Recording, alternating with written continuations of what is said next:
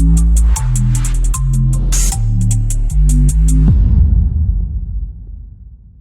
નજીક આવેલી ટ્રાન્સફોર્મરની પેટીમાં લાગી આગ, મોટી દુર્ઘટના ટળી। સુરતમાં અવારનવાર આગના બનાવોમાં વધારો થઈ રહ્યો છે, ત્યારે પાંડેસરા વિસ્તારમાં આવેલી કર્મયોગી સોસાયટીના ડીજીવીસીએલના ટ્રાન્સફોર્મરની પેટીમાં આગ લાગી હતી।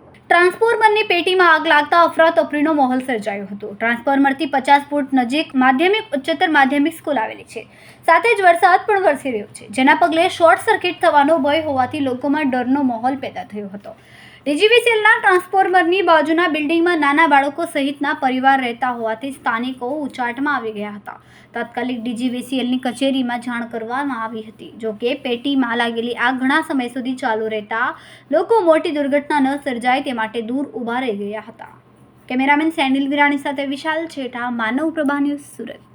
અમારા વિડીયોની નવી અપડેટ મેળવવા માટે સબસ્ક્રાઇબ કરો માનવ પ્રભા ન્યૂઝ ચેનલને, બેલ આઇકન ક્લિક કરો લેટેસ્ટ વિડીયો સૌથી પહેલા મેળવવા માટે।